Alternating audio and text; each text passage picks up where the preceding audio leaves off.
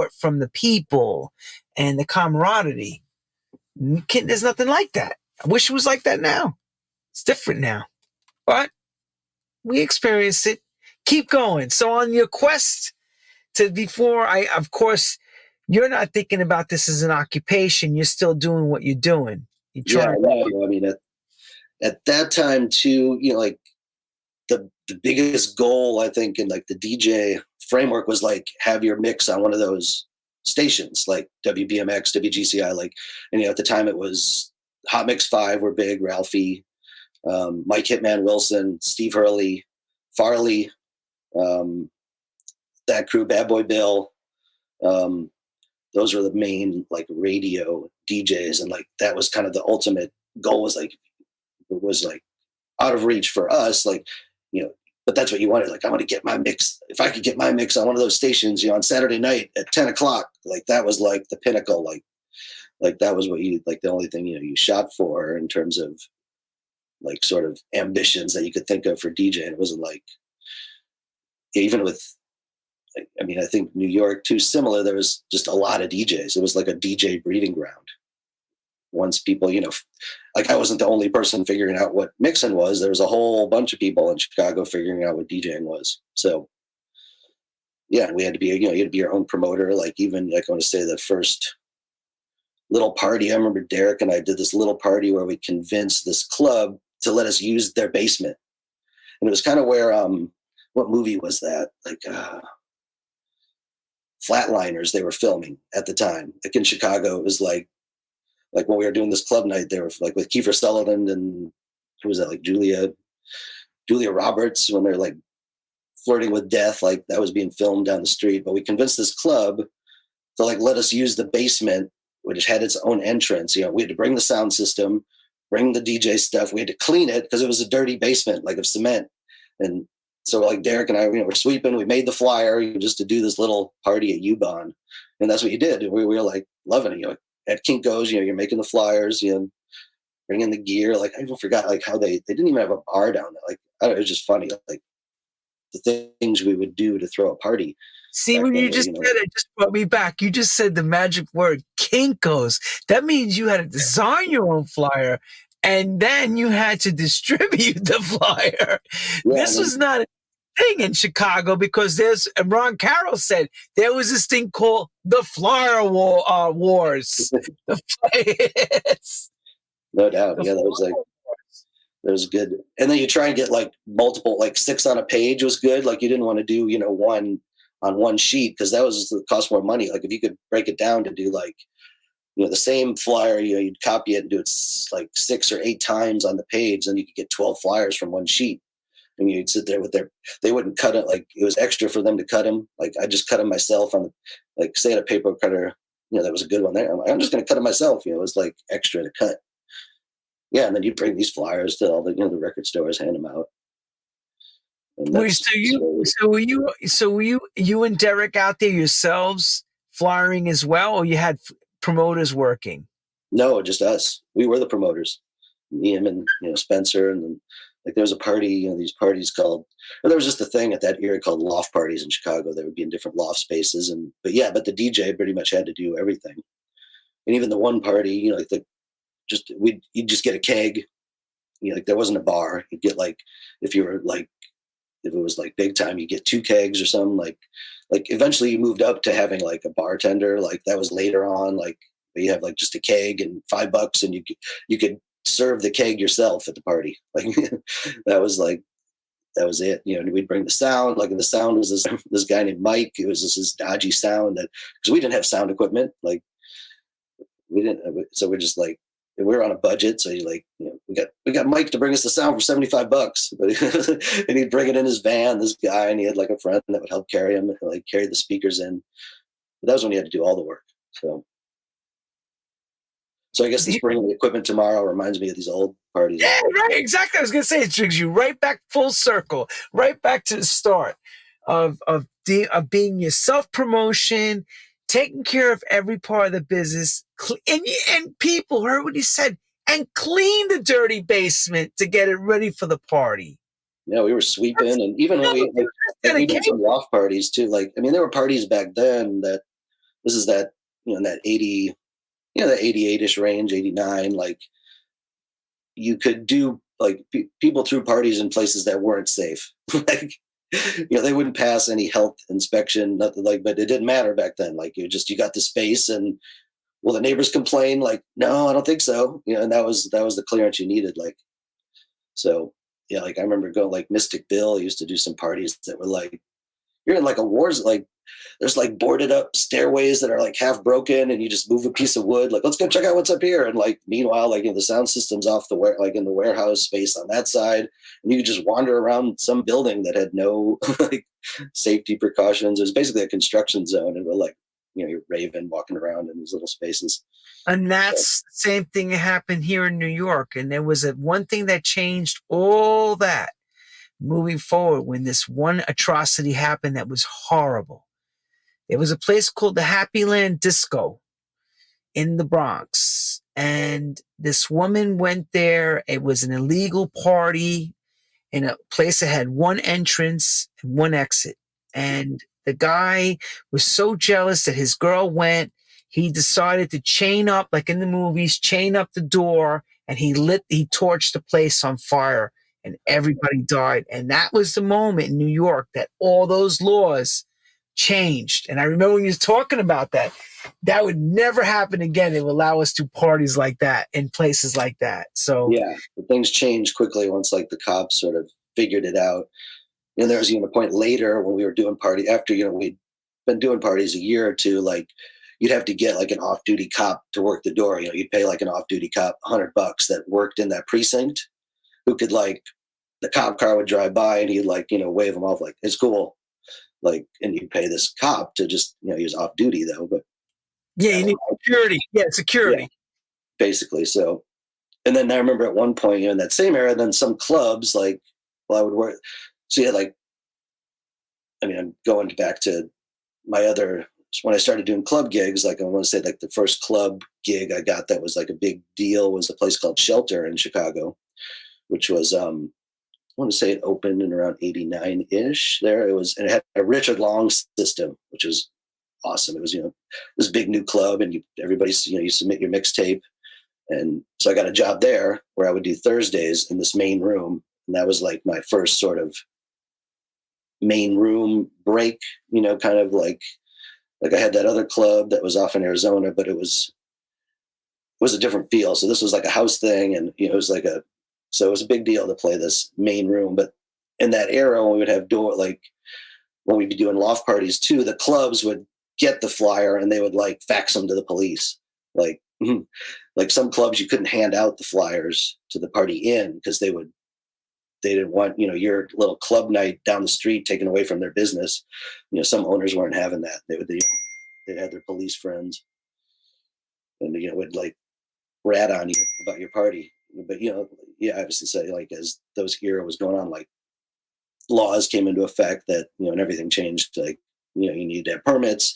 Permits didn't have, there was a few years when the term permit didn't exist. So that was it was a good time. Luckily, knock on wood, there was no like major incidents in Chicago, like the Happy Land thing. Oh, and thank God. But that changed. I think that was nationwide news at that time that this crazy guy did this and that many people died. It was it changed the laws for a lot of states, especially when things like that happen in New York. The rest of the country takes notice for things like that. So basically, your real club for you is Shelter, then the one that really puts you on the map, right? Yeah, that was where I kind of started to get some, just like some street cred, and like it was just a great night on Thursday. It turned into a really good night for a couple of years. And what was the demographics of the people that came to Shelter in Chicago? The mixture, yeah, it was a bit of everybody. Like, you had a pretty much smorgasbord of everybody from different neighborhoods, right?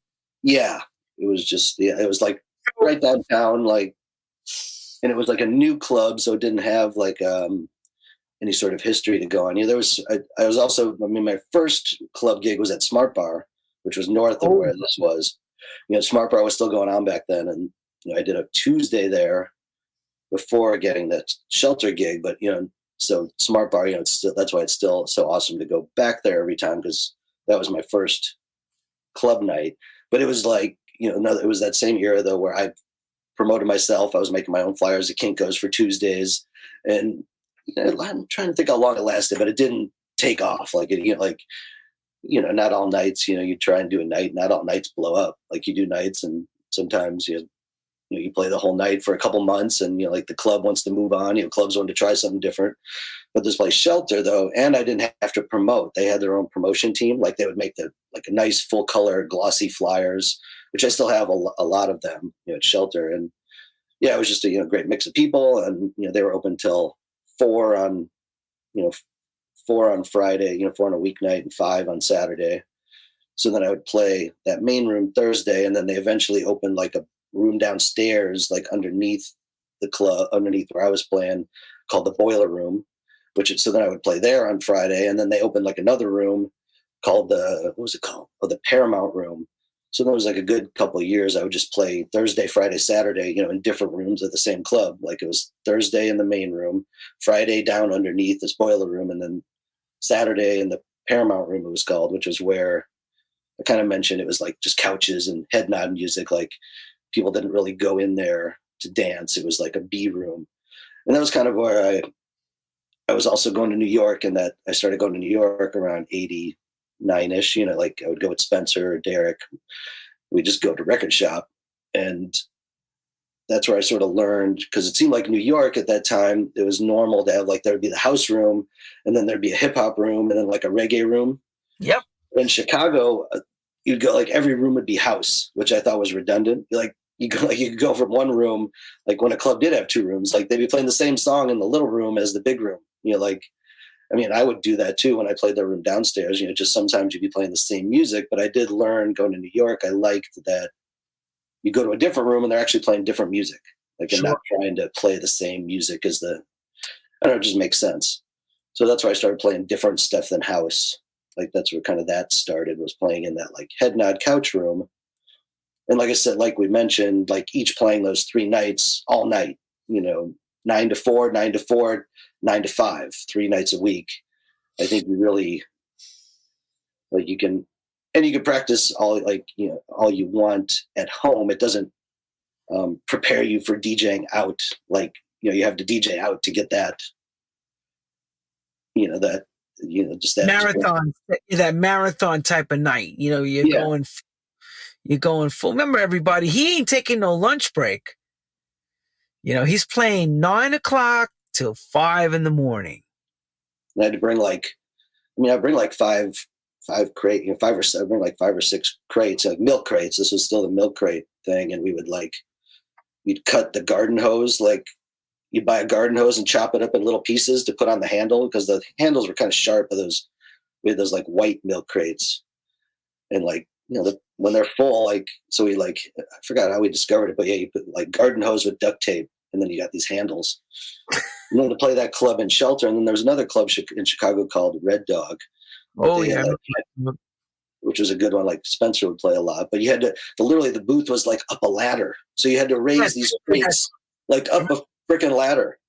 And like the Red Dog ladder was a lot bigger than the ladder at Shelter, but there was a 2-person thing, so you'd have to one person would go up the ladder, and then you'd have to raise these crates up to the booth. It was a pain, like now you just stroll in with your USB and headphones. So this was like crating, to do those long sets, you needed all those records, but it was good practice. So you predominantly house, and of course, as you get into the other rooms, the mushroom jazz thing is beginning for you, because you call it the Paramount Room, right? Or and that was I think it coincided. Pre-bottle. This is not bottle service yet. No bottle service. Although they had like tables and stuff, but it was, and like I think I mentioned earlier too, like the sounds, like the main room had that Richard Long system. It was a proper club system, but the B rooms didn't have that. It was like speaker, like the one room was like really tall ceilings, and the speakers were kind of up in these rafters. And then they had some subs, but it was like couches, and there was no bottle service. But so you're playing, and that's where I think that connected with going to New York was, well, why should I try and beat the same records that they're playing in the main room in here? And like, I would rather hear this record in the main room than in this room. No offense, it's still good. So that's why I started playing. And then, there's that not like, that early hip hop stuff coming out that I got into. And then a lot of and that's right when that UK acid jazz sound was starting. And then I was learning what classic funk stuff. Like I didn't really learn that until that late, like 89 range. Like I didn't grow up listening to funk and soul. Like my parents didn't have, like I didn't have that access to say like some other people did, growing up when your parents, were into disco funk. That was sort of a later learned thing. So yeah, I would play the, just different room music. Like I wouldn't even get over, you play some disco funk and keep it like 115 beats per minute and below, like not even venture to house, but nobody was dancing. You didn't have to worry about a dance floor. But that's where the whole mushroom jazz sound kind of built up. Which actually took off for you. It really did take off for you. It turned out to be it turned out to be a great thing. That coincided with going to San Francisco. And like I mentioned, I don't think, people in Chicago at that time, would only dance to house music. Like it had like, we were talking about BPMs, like people wouldn't dance to anything below 125. Like it was just, that was the party soundtrack, was 125 beats per minute ish and up. And, you're not going to get away with playing something slow on a dance floor in Chicago. But I was playing rooms that didn't have a dance floor, so it didn't matter. So I could play these little chill out vibes.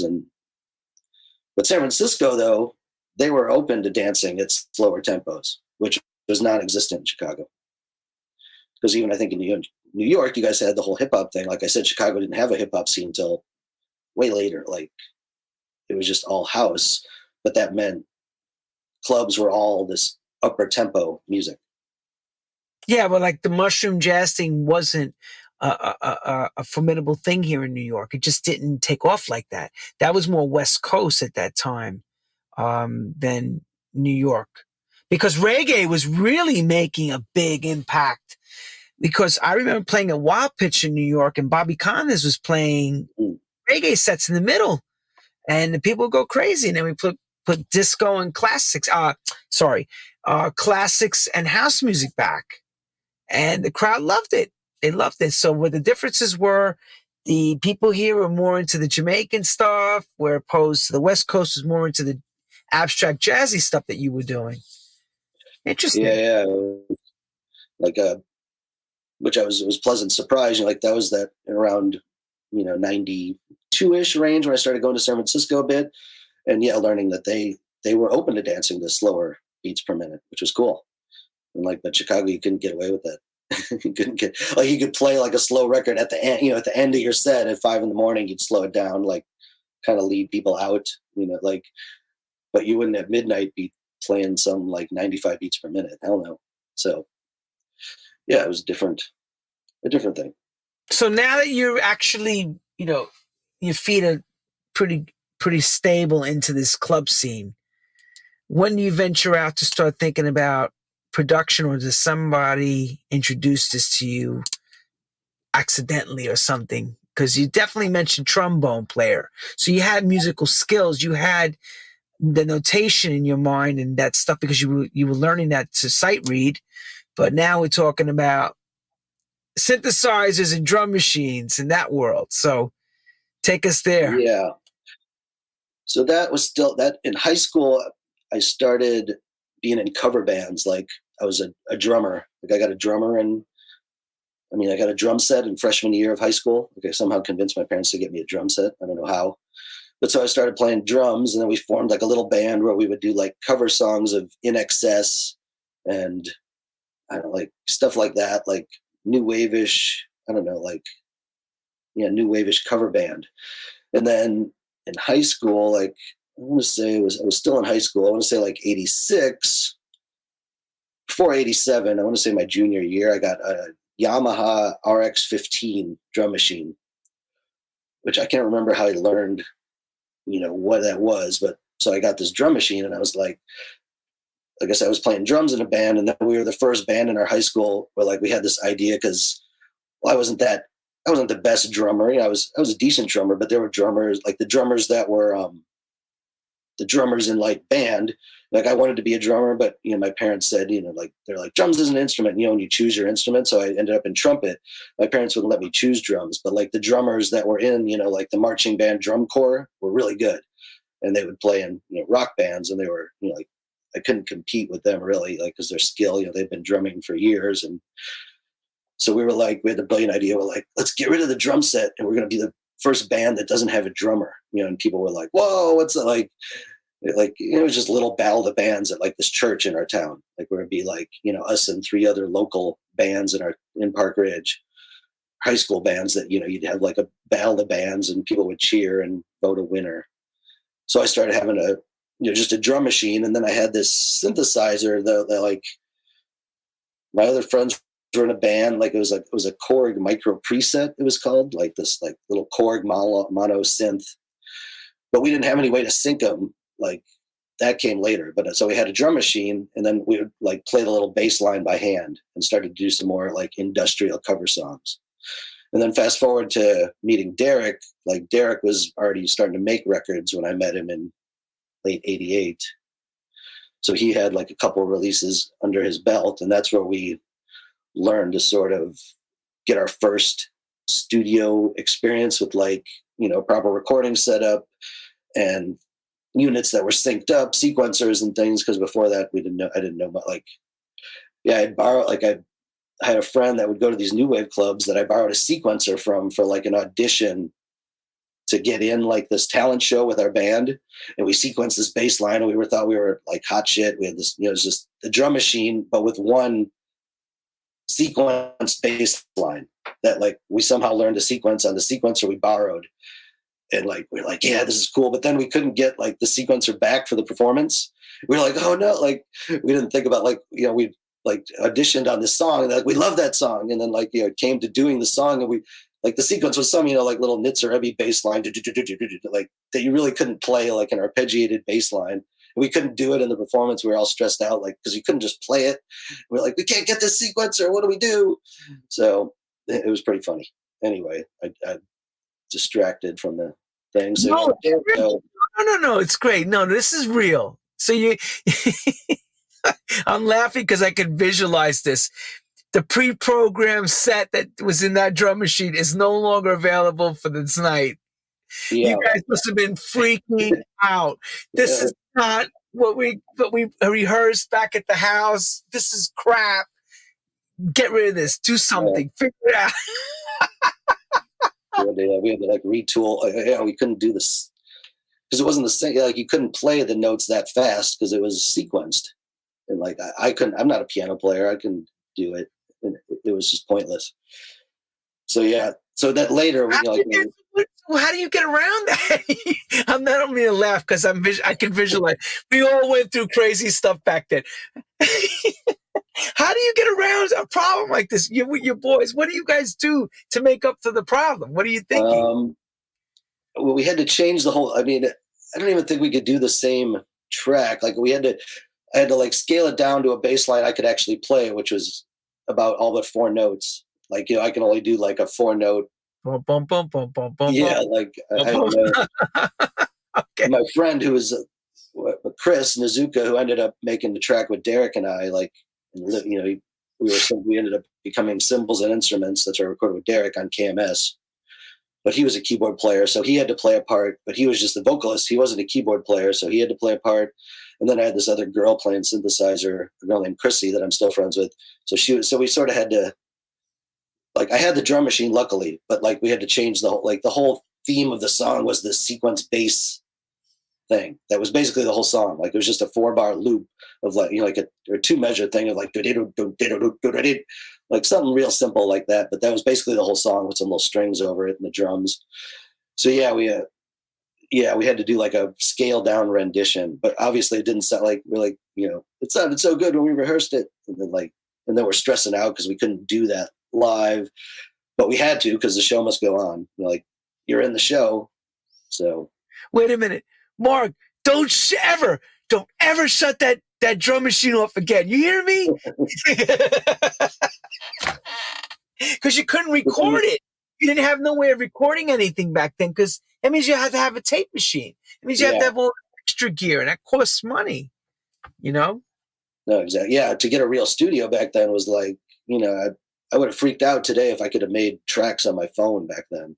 Oh my God. Could you I would have visualize been like, that? my Man? mind would have like been blown. Yeah, because We you had drove, to go to a real studio that had like, you know, a real like a record, like an recorder, like it was a real studio, like that you had to rent from somebody. Like Derrick, I want to say the first studio we saw was there was a guy Mark Imperial. You remember that name? Or like, well, he had like a couple of house records in Chicago that were. What was his famous record? Mark Imperial. It'll come to me. But anyway, so it was Mark Imperial studio, and like Derrick he had Matt Warren's drum machine. I want to say it was Matt Warren, who another house guy who would bang the box. Do you remember that song? Bang the box. dang, the box. But like Derrick had that exact it was that 808. So we were like, kind of excited about like that's the 808 from from Matt Warren. So yeah, and Derrick actually knew how to engineer. Like he was so he would rent out the studio space, and Derrick actually knew how to make the things talk to each other, which we had no idea. Like that was how we learned. Was that in that range with Derrick, like how do the machine, what is MIDI? How does that work? Like there wasn't there's no computer or anything. It was just different units making different sounds. And like you said, if you had to like re-go and do that studio time again, like you couldn't get the same exact sound as say like a couple of weeks ago. Like when you hook all the machines back up, it's like it always sounds a little different. Like when you have to retouch something. So yeah. So that's where we So started. KMS, so Kevin Saunderson is A&R in your records, I'm presuming, right? Yeah, Derrick had a record out on like I think it was this Time for Techno compilation. There was like a Magic Wand track on there. It was like fluorescent green and orange on KMS. And Derrick at that time, he'd started like talking with Detroit people, and that's where we ended up like he pitched it to them, like the tracks we had started working on to Kevin. And then, who else was, and Shay Damier was working at KMS at the time. So that's our introduction to that. So they brought us up, like, and through Derrick's connects, like Chris Nazuka and myself, we drove to Detroit and, recorded the songs at KMS. And this was in, like 89 range. So it was just, cool, and that's when KMS it was like KMS here. Next door was Metroplex, which was Juan's studio. And above that was Transmat, Derrick May's studio along that corner of Gratiot. So that was a whole nother mind opening, experience to go up there. And that's why I always felt too, like, Chicago and Detroit always had like a closer connection, even more so I think than New York, Chicago had in the house stuff. Like, because Chicago, Detroit had that techno crossover, like the Detroit guys were going to Chicago, and those records were big in Chicago, and the tempo was a lot similar. So, and I think that early Detroit stuff bridged me, from coming from an industrial-ish side of things into house, because it was just a bit like the acid track Detroit sound was darker house stuff, and I liked all that, just all that early Transmat stuff, like all that Detroit stuff coming out at that time was pretty impressive. Oh yeah, it was pre-techno, as we call techno. It all went under the same word, house music. Detroit house, Chicago house, and then of course we had New York house music too. But it's cool how you hear these different avenues of things that were going on all at the same time, but yet they're not far away from each other in the stories that would happen in different cities. Things were coming together because everybody was finding this new thing. They didn't even know it was called house music. Normal people did not. No, I should say normal people. People who didn't were not music industry people that just followed dance music. They just said, "Oh, that's electronic music." They wouldn't know to call it a particular genre, But so you're tinkering around with MIDI. What's the first record everybody goes, "Oh shit, Mark Farina, this is the bomb" for you? Well, I think it was that record we had on KMS that Derrick and Chris and I did. It was under that group named Symbols and Instruments that we did. That was called Mood. Was the 12-inch, And it was like the same era when 808 State Pacific State came out. So it was kind of this like ambient house sort of concept that like was just sort of becoming a thing. There was a couple of Detroit records that maybe had that style. There was this like, etherical kind of ambient house sound that was so, yeah. And that record got us like some, pub, and like, that's when we started to get some notice in England. Like we made some charts over there, and some record stores bought it, and that's how Derrick and I ended up in San Francisco, was through that record. Because these guys that were doing parties in San Francisco, the Hardkiss brothers, were playing the real ambient mix of the track. Like it was just had no drums. Like we did like a club mix that had, it was like more Detroit-y techno ambient, but then there was a version that had no kick or anything in it. And they would play that at like sunrise. And, that's how Derrick and I got our first like West Coast booking, was through that record. Because even at that time, it still wasn't like New York. Like you just played in Chicago. Like you weren't really thinking about like playing another city wasn't a thing. Like my mom was like, like I played, like we had a gig somewhere, LA, before San Francisco. And she's like, they don't have DJs in LA? Why do they got to bring you there? And like, that's how it was, like, it's like traveling wasn't like you were just trying to DJ in the town. It wasn't. So can you bring us back to that time? Like, did they call a manager? Did you guys have a manager? I mean, how did this happen? You remember? I think because Derrick, we were working at Gramophone in Chicago at that time, which was a record store in Chicago that was on the north side. That was a lot of us worked at. Like it was Derrick, Sneak, Ralphie, DJ Heather, Miles Maeda, a long line of, Oscar McMillan was the other house guy. So it was like a hub of all us DJs. And I think somebody called there. Like, yeah, you didn't have emails back then, cell phones, or like somebody had contacted Derrick, I think. I don't even know how we got contacted for our first gig. I think it was through the store. Or it was, you'd put your phone number on a mixtape, like your home phone. Like this wasn't even, you didn't have a cell phone. It was like, you'd have to check an answering machine. You just get like playing the cassette on the answering machine, like, oh, you rewind it and like get the message. So yeah, that was how we got, our first couple of gigs. Like, I want to say it was Shelter too, like Doc Martin played there, and Kiyoki, and the old New York guy, like they came and played at Shelter, that club I was playing. And that was like our first, like, like witnessing a guest DJ come to Chicago, like, wait, you guys go and play somewhere else? Like it was just such a foreign concept. So wait, you fly somewhere and you DJ in another city? Really? And wait, you play a shorter set? Wait, you only play 2 hours? And they flew you out here to DJ. But why? I don't answer the question. Why? Why did they fly you out here? So it was like, like a new.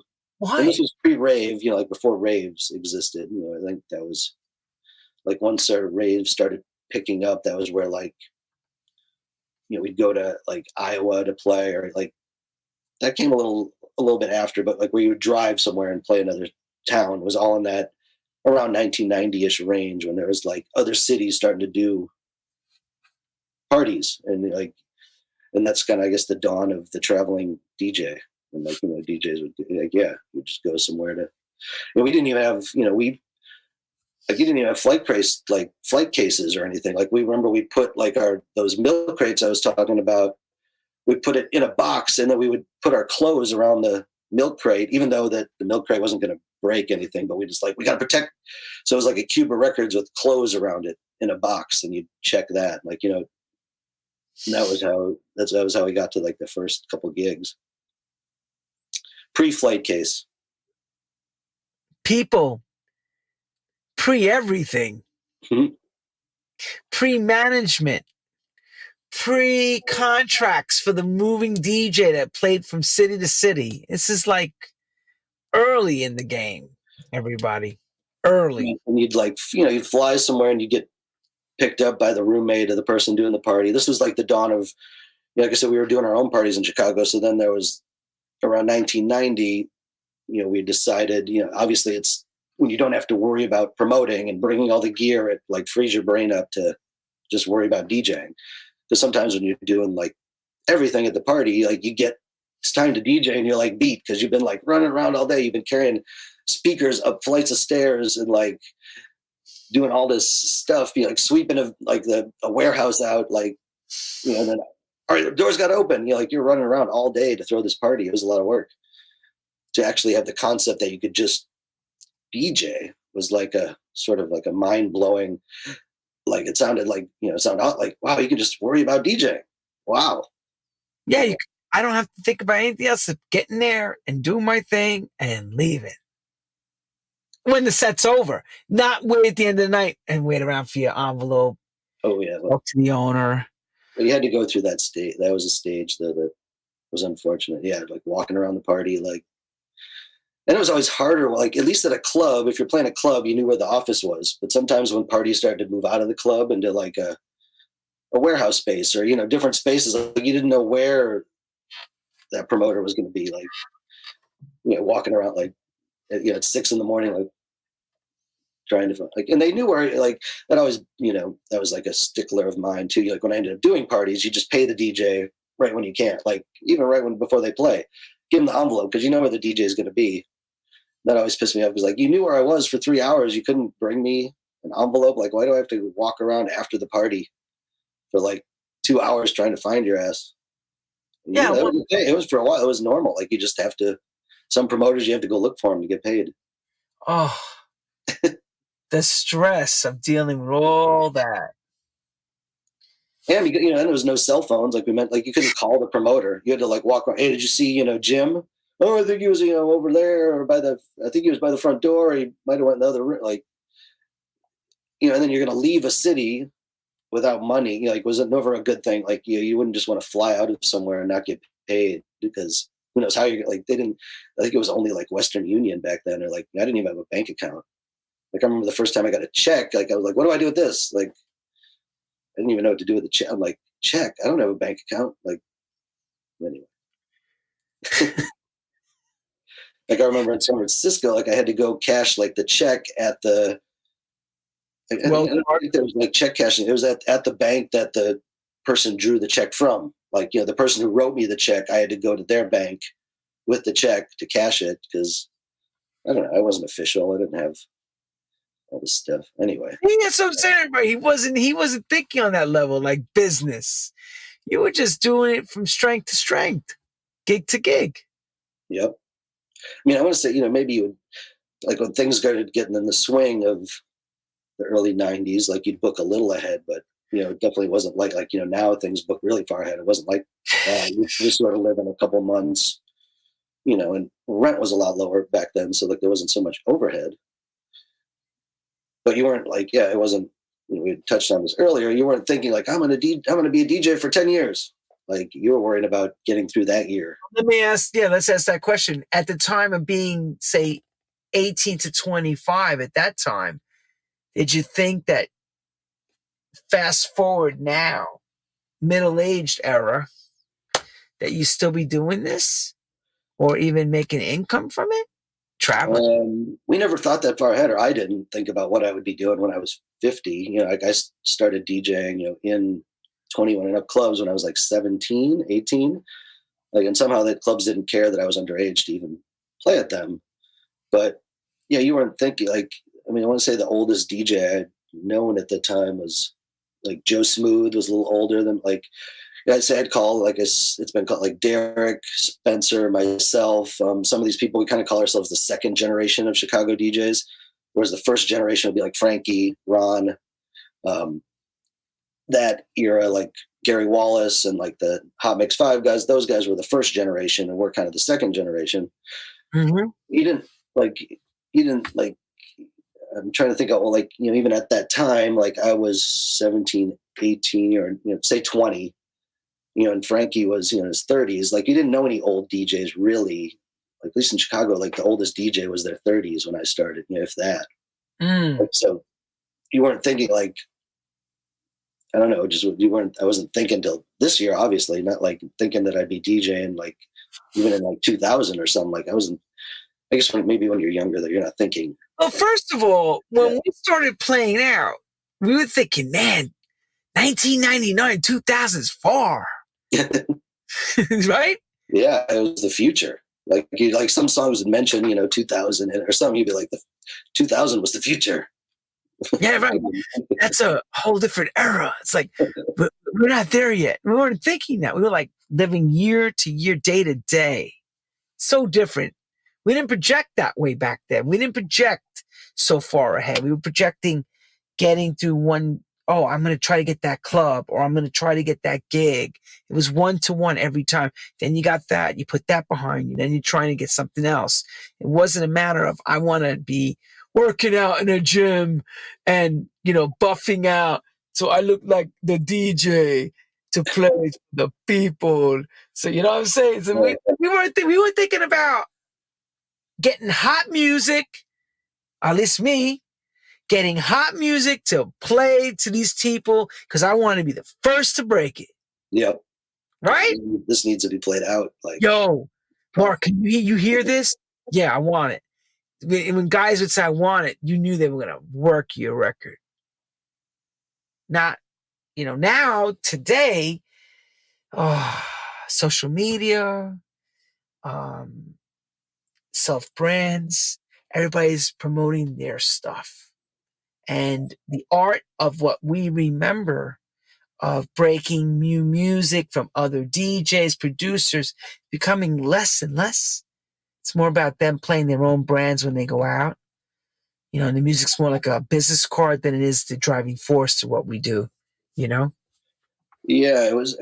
You wanted recognition from your peers for being a good DJ. You were trying to compete friendly with other DJs, but we didn't want the spotlights on us and all this stuff. You were, you wanted to, heads would know that's the DJ. He's up over there or whatever. And in that time, the DJs, were not positioned in a rock band format. Like the DJ wasn't a performer for many years. It was just the DJ off to the side doing his thing. You weren't Nobody realized really, unless you were a dancer that was following the DJs, they really didn't really get it. They didn't follow it like today. The DJ is the drawer. He is the God. God is a DJ sense. Back then it was more the music was, oh, I like that spot because the music's hot. That's how people spoke. I remember. Man, they played some hot stuff. They didn't even know, a lot of people went to Paris Scratch didn't even know it was Larry Levan. They just loved going there because it was the garage.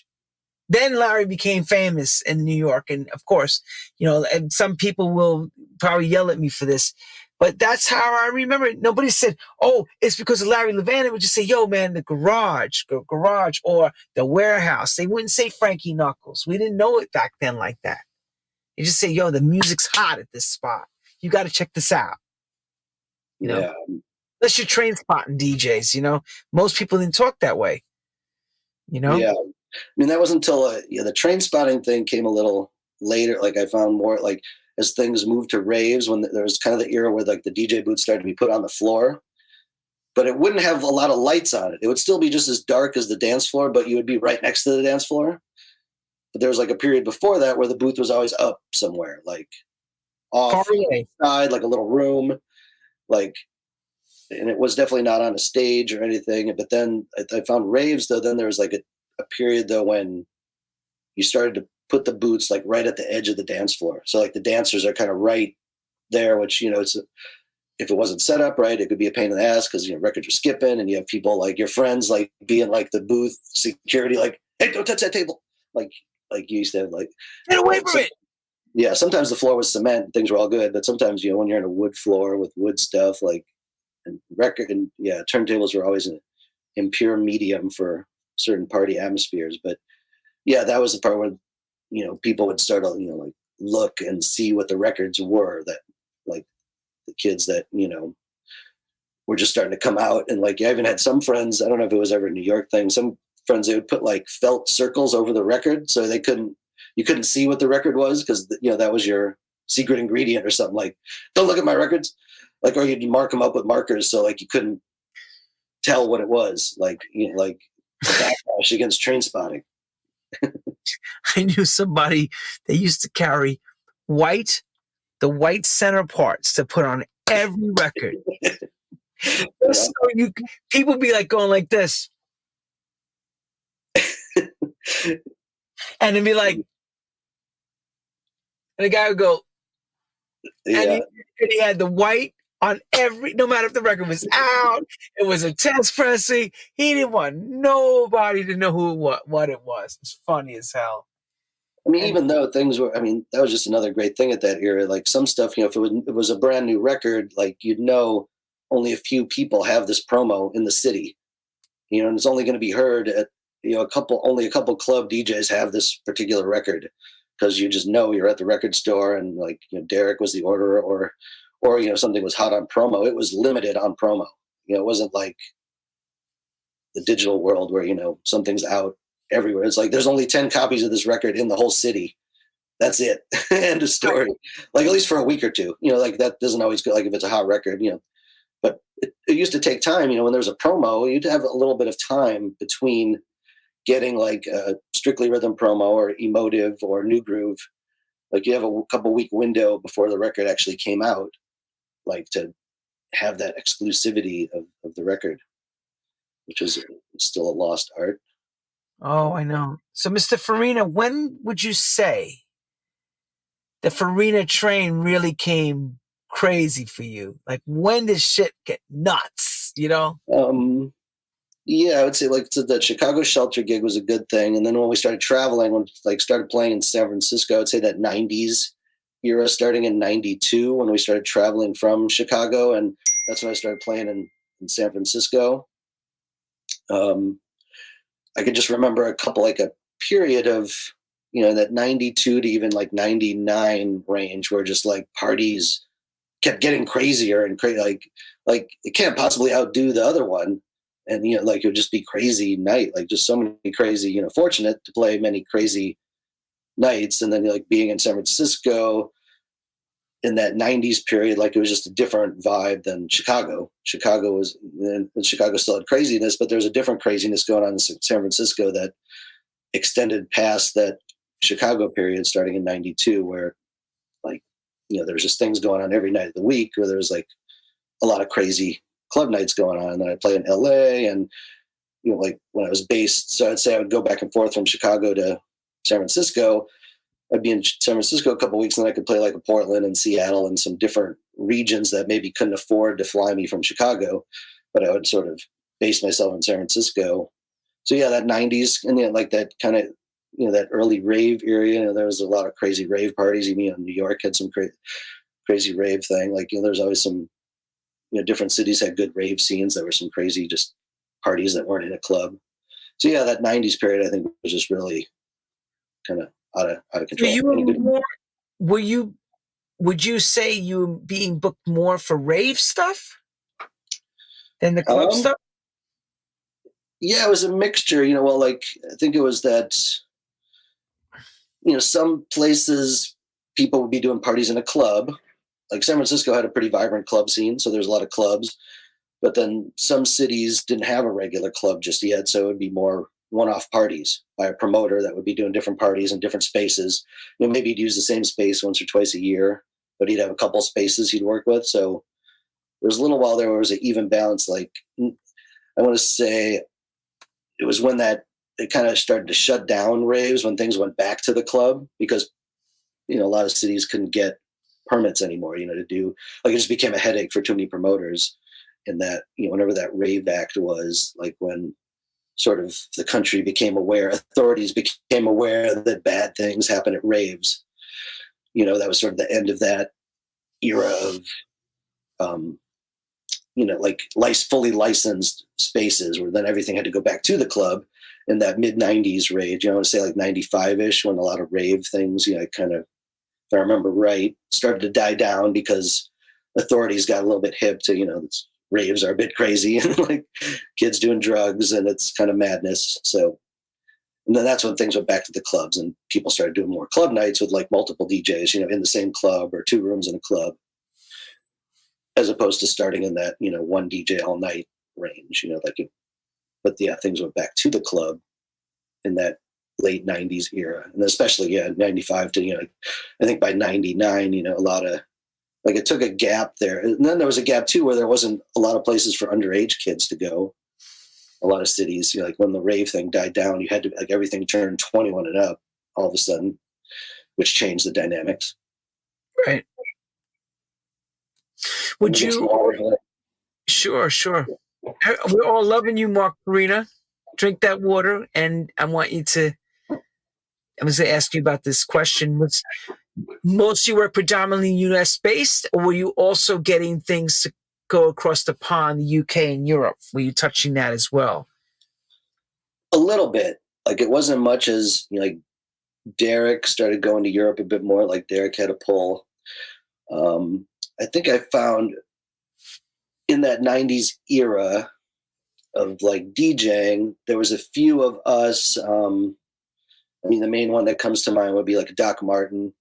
There was just a couple of DJs though that weren't putting out many records, but were getting a lot of DJ gigs. I mean, of course, there was your, producer DJs, which that helped, things, and that helped a lot of people get to Europe. Like, and they're like, you're New York, but like if you put out vinyl, you get a little more international. But after that record with Derrick, that Cymbals and Instruments thing, like I didn't make a lot of tracks on my own for a while. Like I would just tinker with stuff at home, but it wasn't like I didn't use that as a tool to get DJ gigs really, which right. I sort of occurred to me later. I was grateful for that. There was like it just seemed like a smaller batch. There was a period though where you could get other DJ gigs just based on doing good DJ gigs, which in this day and age, it's, things are even a bit more metal these days. You got to have like social media, you got to have tracks on Beatport, tracks over here, and some DJs are putting out tracks every week and still can't get gigs. And, where's the connection? Like there was that period, I think of, that 90s period though, where luckily, I didn't have to put out a bunch of records to get a lot of DJ gigs, but that limited me. Like it didn't get me to Europe so much because, that was like a bit more to cross. Like I think the way I got to Europe though wasn't through making a bunch of records. It was just sort of having affiliations with house labels in like UK, like just, talking with people in different house labels I liked. Like say, like with Luke Solomon, Classic at the time, and like 2020 Vision was like Ralph Lawson up north. Oh yeah, I remember Ralph. Yeah, 2020. And so getting to know people through record labels like that, was how I got some more international gigs. I mean, and then beyond that though, like the mix CD era was kind of what got me a little more international, where I wasn't making tracks. I started CDs, which, for you youngins out there, before, mixes are everywhere. There was a period though where mix CDs were like a kind of it took some effort, like putting out a record. It was like a real deal to get the mix CDs, to license all the tracks, but that got you a lot of play elsewhere if you weren't doing tracks. And a huge tour, possibly, if you worked it right with the right management, right? Yeah. So eventually, I did that Fabric CD, which opened up like the Fabric CD, I would say, opened up a bunch more English things, or the mix CDs in general. Like the United DJs was a popular series that when I did the United DJs mix, like it got my name into regions that, like only those things could get to. And those mix CDs, they put a lot of effort into making those mix CDs and distributing them. They were a big deal. Like, I mean, I want to say I did, about 10 mix CDs, and there's like, it was just such a benefit, and then the Mushroom Jazz thing came out, that was when in San Francisco I hooked up with Ohm, and then I started doing a series with them of mix CDs. But it was sort of, like, mixtapes were great, but mixtapes only got so far. Like you can only do so much with a mixtape, even though that was like big currency, gramophone, like I mentioned, that was where I got a lot of gigs was, like even, meet somebody from another town, give them a mixtape. Here, here's a mixtape. That was how you would deal. But the mix CDs, I think, where maybe that would have been like if I would have been producing music during those 90s period, mix CDs gave me the benefit of not being a producer and getting my name put around a bit. Because there's like, United DJs and the Ohm, like the House of Ohm series became popular, and there was just a time when those mix CDs were like quite of a cool. Oh yeah, big time. They were a catalyst of you being able to say, hey, we're going to do the United DJs of America tour, 50 cities, and that's the next 6 months of work. Yeah. Like the Mushroom Jazz ones came later, you need to do a whole half a year tour of Mushroom Jazz 1 tour and hit all these cities, and you put the logo of the mix CD, on all the flyers and blah, blah, blah. It'd be like a whole process. But because you were such a driving force in America and South America, of course, North America, Canada, when EDM began and the change of the sound, did that affect your gigs at all? Yeah, let me think. I mean, there was, I'm trying to think of how many, there was that gap between raves and the EDM starting. I'd say EDM was post 2003-ish, maybe. I'm thinking 4 or 5. Around 506 starts to really take off. Really, I was fortunate. I had people knew my sound by then, so I'm trying to think the only thing that EDM would have. The thing I liked with EDM, because I think there was that big gap of where kids couldn't hear electronic music. I was already over 21. I turned 21 in 1990. So I didn't have that problem, but I could see a problem after raves, when by the wayside, there was a couple year gap where if you're under 18 or under 21, you couldn't go to a club. right. And I felt like that was stifling the club world a bit. You want you want to be playing music for kids so they can get into it. And then once kids, this is just my humble opinion of looking back on things, but I could remember thinking there wasn't a place where kids could go hear a DJ and look at him until EDM, even though by the time EDM came around, I wasn't into that sound, it wasn't my cup of tea. Sure. But I was appreciative that it was a place where kids could go hear electronic music. Right. And thinking that, right when the EDM scene sort of kicked up, took that gap between, the rave and EDM period. And it was just good to see kids, because I think, for me, it was important. If I didn't go out and see these DJs playing, I wouldn't have gotten into a lot of stuff, actually being there, and seeing the DJ is the part of the thing. So if there's nowhere to go hear any whatever random DJ, if you couldn't go hear them, and then I think in that era, I used to, we were kids, we'd get a fake ID that worked in 1988, a fake ID, but 2004 or 5, fake IDs didn't work anymore unless you had some kids had a really good one, but it was just hard for younger crowd to go hear a DJ. So I was grateful that EDM sort of, then the people would do EDM parties. They were all age pretty much, So I felt that was a good thing for all of electronica. Like I said, even though, whatever, you take a whole pie, the EDM pie, it's kind of grown, but I always thought of it as a bridge that those people would get into EDM stuff and then find other, things that I was into, find the house music, learn the old schoolers stuff through EDM. And that's pretty much it. That wraps that up on, the EDM world. And of course, we've lived through that and the craziness of that and all the festivals in America and the huge amounts of money of all the Europeans coming in and with all the records on the radio. And they wondered if dance music ever died. And I said, no, it just took a different head, a different look. EDM replaced it. And a lot of house DJs suffered for it. You, my friend, were lucky to withstand it and be able to weather through it without being scathed. But man, a lot of people were gone. I was fortunate that I, didn't have to change my sound to, or think you had to change your sound to fit into another sort of thing. In terms of, I could just see how, you could get pressured by all this stuff is popular. I'm going to play that stuff because that's going to get me in that door. And then you get away from who you are. So I was pretty lucky though, where I could, and I remember thinking that with,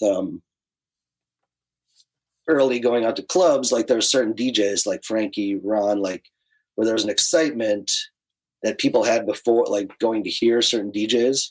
Sure. Early in my I'm sure you felt it too in New York, but there's a buzz of certain DJs, that I wanted to, I want to get to that level where the people are going to the club, in a wanting to hear the music, DJ, great set, and so, right.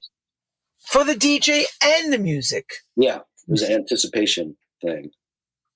So So there was no breaks at all for you then. There has not been any breaks. No. Until COVID. I basically worked every weekend from whatever, 1988, 89 till March 2020, with like never having a weekend off until March 2020, the end of March. I think I played Mexico that like March 18th of 2020. And then like, I was in Mexico and everything started to shut down. They're like, people can't get back to the country, or, you better get back here now. Shit's about to hit the fan. If you remember that, like that mid-March hysteria when COVID just kicked in. So yeah. And then all of a sudden I had all this time off. So tell us what you did during that time.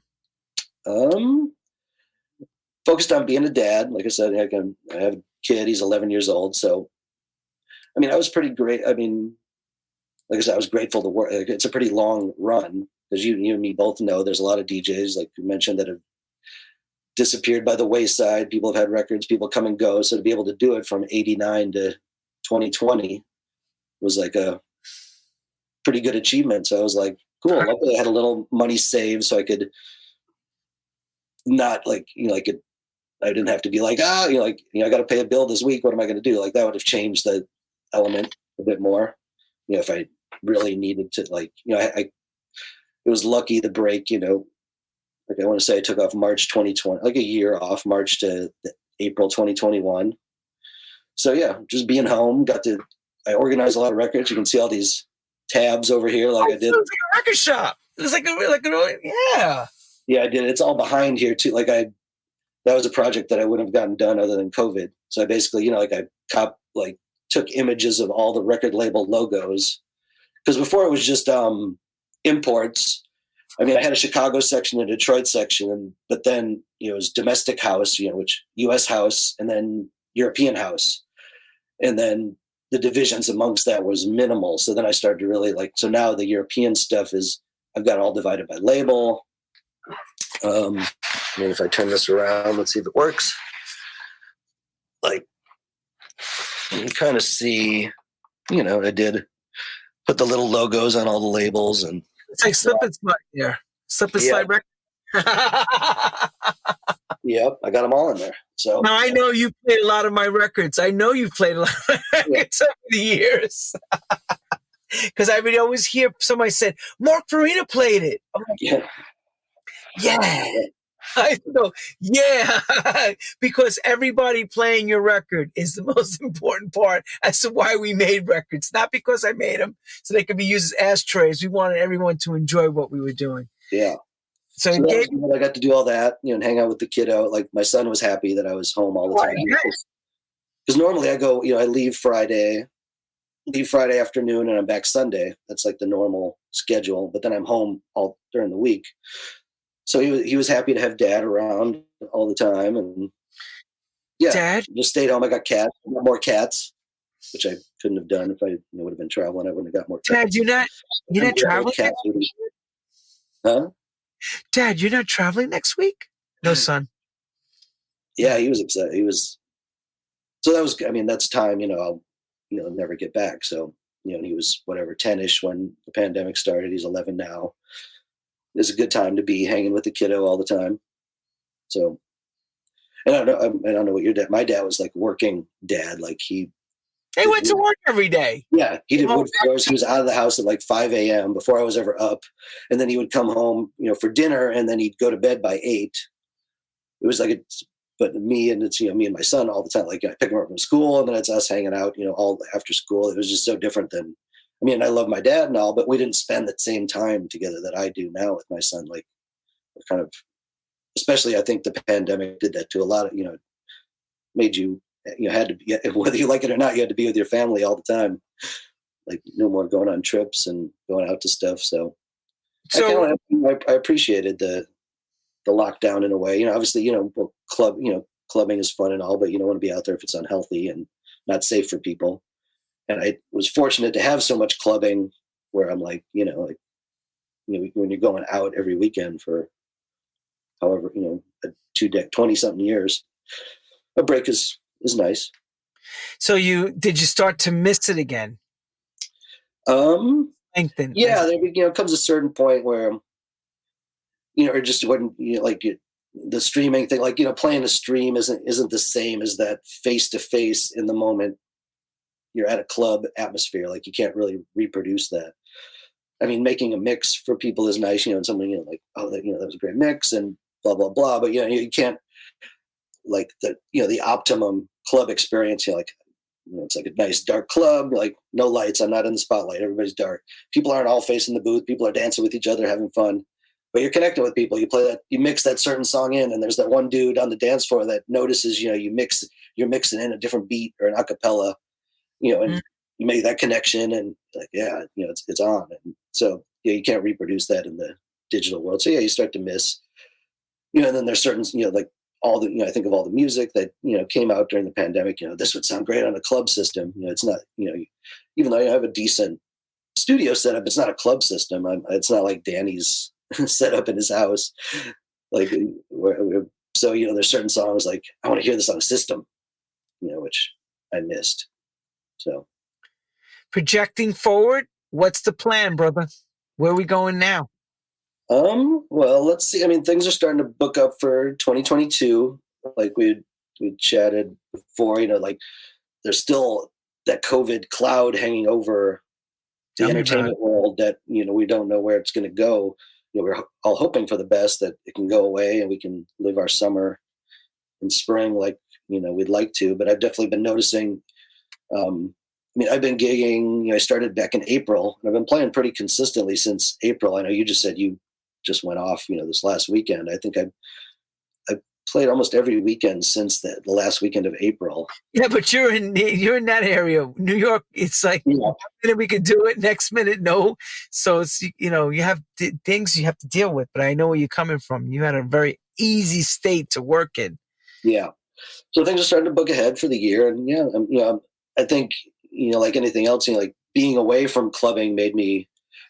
I like to think I appreciated it. Didn't take it for granted. I've always have tried to, do that, but definitely being away from the club for a year made me appreciate the whole clubbing thing even more, and especially with the ups and downs in the last year, since things have picked back up. It's I had some gigs, with the different variants. Some cities and towns like gigs, like, hey, can we push it back to another date? And you also mentioned, some cities when they got to cut their like occupancy down by 50%, it becomes unviable to have guests. Like some clubs you play for, like, a lot of these clubs aren't making a bunch of money, and if they're going to cut their door cost 50%, they can't afford a whole chunk of DJs anymore, because it's not just going to make sense, and the dollars and cents aren't going to add up at the end of the night to, so there's some clubs, I haven't played in a year, so I'm excited to get back to the places I haven't been. Canada, we mentioned, I've been playing in Canada since forever. Like I go to Canada so much, like I almost feel like I'm half Canadian sometimes, because I used to just be up there almost once a month playing in different places. And I love Canada, but I haven't been to Canada now, and it's been like almost 2 years ago. They shut it down. They shut the borders down again. It's like, yeah, and you can't. I was supposed to play in Vancouver, but they had that thing. You can't dance. So how are you gonna? It just sort of kills the club vibe, and you can't. I'm gonna bring Mark Farina if you can't dance, because Mark Farina wants you to dance. There was that period in like San Francisco. At least you had the separated tables, by like lines and stuff, but you could dance in your separated area. You can't even do that in some places still to this point, which is to a lot of Americans. It sounds foreign that even though obviously things aren't 100% back, but at least you can dance at some places. That's right. That you can't dance. Like I know I was supposed to play in Vancouver. A lot of places in Canada, nobody's been clubbing still yet in a lot of cities. So yeah, I'm hoping, that with, this Omicron will fade out. We won't have another one, and we can kind of stand on some better ground come spring. I know, brother. We got to hope for the best, baby. Got to hope for the best. I'm hoping for everyone, because this industry is getting ravaged little by little, and people are going away and they're not able to come back anymore. And the longer it goes on, the harder it gets. It really gets. And the good venue, like, I know, a bunch of really good, smaller venues that have just had to shut down because you can't pay the bills for that long in this thing. And even when some things are starting to open up, they're still on, not everybody's, should I go out? Even I'm like, who was playing in town? How do you feel? You're probably reluctant too, a little bit, right? At times. Yeah. I mean, I'm still, well, yeah, it's a balance, like, oh, I want to pay the bills and I want to have I want to have a good night out too. Like I want to go out and be carefree too and have fun. And I even want to just go out and club and hear somebody else. I don't even have to play, but if you're, if you're not feeling safe about it, it's not, when it gets not fun, you're like, it's not fun. You're like, if I'm going to go get to a club and get sick is kind of scary, and that kind of puts a damper on the, like, going out to club, cause you go to, release yourself. And, I still like to dance, I don't dance as much as I used to, but I'd like to go out and hear a good DJ and not even be anywhere near the booth, like sit on the side, be a punter, hang out. But it's kind of like, there was a couple times, and some people have come through Dallas to play and I've had the night off, but I was just kind of afraid to go out. I'm like, I don't want to go, I have my son to think of, like everybody's going through the same thing. They have elderly, whatever, relatives, kids, like, do I want to go out? And that's playing part in all these cities and all these little venues that are trying to struggle and get people to come out and pay their staff and pay the bills. Hopefully we can all come out on the end of this. Yeah, I know. We got to stay positive, brother. We can't. A lot of clubs are going to have to rebuild and, new. But you know what? It's like a war. After it's over, we will rebuild. That. You will rebuild because people are going to want. This exercise is taught that no matter how much you could be on social media, you still need interaction, humanly speaking, between each other. You can't hide in our bunkers forever. And we weren't built for this. No. I do think, even DJs aside, that break, I think, because when clubs did coming back in the summer of 2021, like there was some energy of, like, before Delta came along and, like, before the COVID reigned on, and there was like a good energy of people appreciating nightlife, not just DJs, but people going out and the clubs are happy to be open and have people coming out. And I'm sure that will come back. Yeah, it will. But we're going to miss you the best, Brother Mark. You really broke it down for us. And we know you have another 25 years of clubbing in front of you to give to these people before you call. We're going to we're like the pioneers of the old DJ here. We're like breaking new ground. Like, we're dinosaurs. House music, dinosaurs. And we talk about these golden era terms. Well, when we did that, it was amazing. Now it's quite crap. I hate being jaded. And I used to say this every time. If they can take one thing away from me, is take everything I remember so I don't have the chance to slag the new. I can't appreciate sometimes the new stuff because we knew better when it counted. And on that note, Mark Farina, I want to bless you, bro. And thank you for putting me in on a Tuesday. Yes, you got special red carpet. People wrote, "You're on a Tuesday." I'm like, "Yeah, we're on a Tuesday for today." Yes, we are. But I want to say one last thing. Watch Mark Farina. Keep your eye on Mark Farina. He's not done yet. In fact, he's coming even with more stronger stuff, more music, and he's gonna play around this United States. He is our man, our mascot for USA, DJ Mark Farina.